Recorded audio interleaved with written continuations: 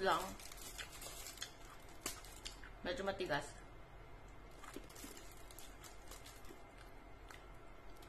Okay lang. Hindi ko ma-explain eh. Sabi ni Madam Mimi, hindi na daw ganito yung lasa dati. Iba na daw.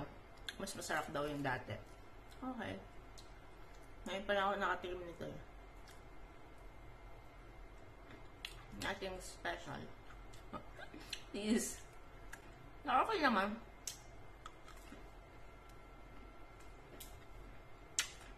Next yung iba. Abangan.